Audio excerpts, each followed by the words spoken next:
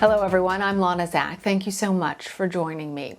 Thousands of U.S. citizens and Afghans are desperately trying to flee Afghanistan. Flights are resuming from the Kabul airport as the Biden administration ramps up its evacuation efforts. CBS News has confirmed the sporadic opening of additional gates at the airport.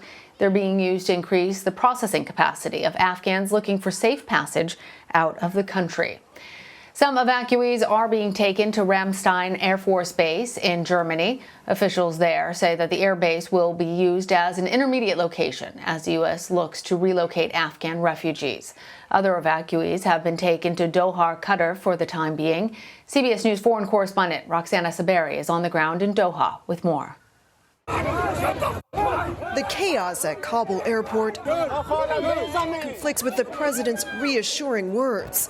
Thousands of Americans and Afghans still pushing to get past Taliban fighters and crushing crowds, fearing they'll be left behind without the protection of U.S. troops. If this keeps going, no one will get help. This man told us he's in hiding because he worked for the U.S. government and has yet to get a visa. I haven't received that. Most people haven't received that.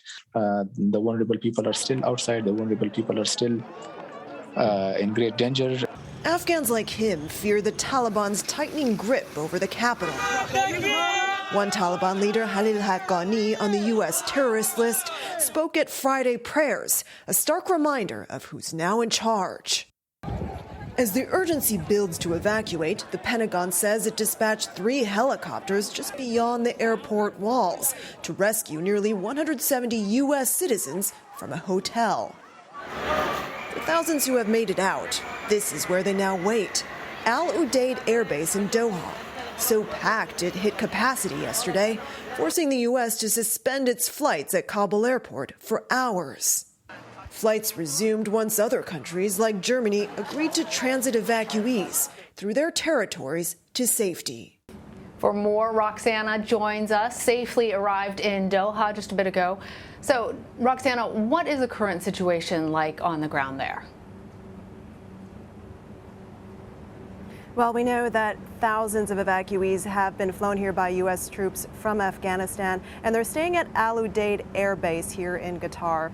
We spoke to some people inside who say the conditions are hot, they're packed, they have to wait a long time for food, there aren't enough bathrooms, and it's crowded. And we know it's crowded because U.S. officials have said that the facility is at capacity, that it hit capacity yesterday, and so they were trying to find other countries to accept some of these evacuees from Afghanistan.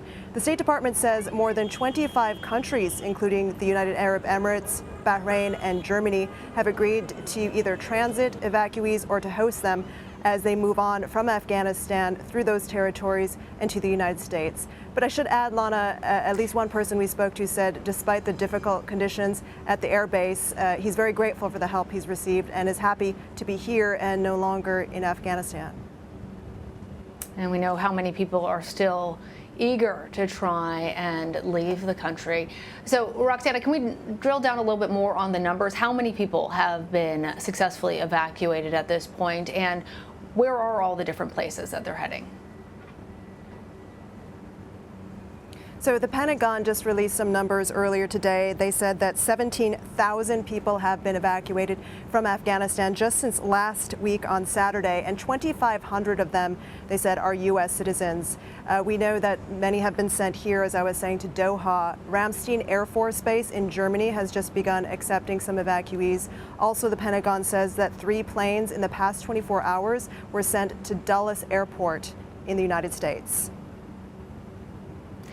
And I have to say, Roxana, that your reporting has really been incredible, in particular documenting how you made the same 1,200-mile trip to Doha as thousands of American citizens and Afghan refugees fleeing the Taliban. In particular, that image of you in the plane really stuck with me. I'm hoping you can tell us more about what you witnessed getting to the airport and getting out of Afghanistan.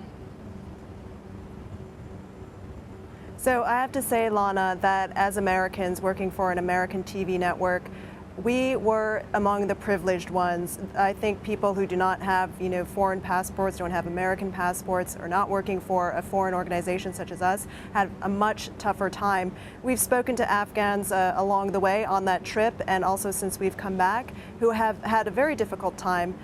One who was on the plane with me coming over said he had to go through 10 different Taliban checkpoints in the city just to get to the airport. He was scared that they would ask him where he was going, see his passport. He used to be an interpreter, he said, for the U.S. military, and find out that he was going to go to the U.S. And so he was only carrying a small bag with him. He didn't want the Taliban to think he was trying to flee the country with his wife and his 2 children. Other people, we've been told, have tried to get to the airport in recent days, and the crowds are just growing. Another man who was an interpreter for the U.S. Army military, said that he has tried 5 times to get a flight, including today. Once he was turned back by the Taliban, another time by U.S. troops, and another time by the crowds. Now, one thing we're hearing, Lana, is that from witnesses that a lot of the people in these crowds don't necessarily have legitimate reasons for leaving Afghanistan, or they might not have a visa or passport, but they just show up, and that they're getting in the way of other people who really need to get out. And one more thing, the story that I just heard tonight is a woman, an Afghan American woman, told me her brother-in-law is trying to get out. He went for 48 hours to the airport, couldn't get through the crowds, went home, took a shower, went back again today for 12 hours. He said he witnessed a girl getting shot, and he decided to leave. We've seen scenes of violence there that have been continuing, people who have been bloodied and have apparently been crushed by the crowds. It's just a lot of chaos, and the lucky ones are the ones who have been able to get through. Lana. Roxana, do you know anything more about that story? Who shot that girl? And then I also want to know, what is the Taliban saying about Americans and Afghans who assisted U.S. troops, and the ability of all these people who we've seen fearing for their lives and the lives of their family, their ability to safely get to the Kabul airport?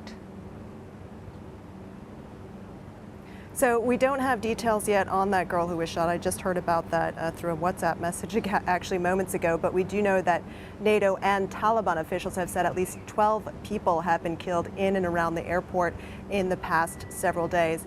And the way the Taliban, and before I move on to the Taliban, actually, I should tell you, we've seen a lot of images of like Afghan guards shooting their guns in the air, Taliban fighters shooting their guns in the air.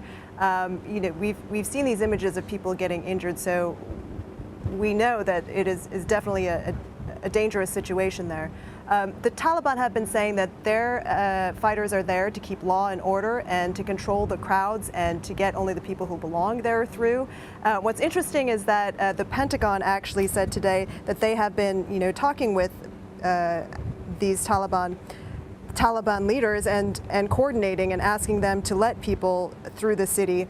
And they said, the Pentagon said that in the past week, most Americans with credentials are being allowed by the Taliban into the airport. And what appears to be happening is not every Taliban fighter either got the word or decided to obey the order.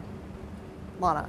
And we certainly know that that the power of the American passport doesn't necessarily correspond to those who supported our troops for the last 20 years as they've tried to make their way across.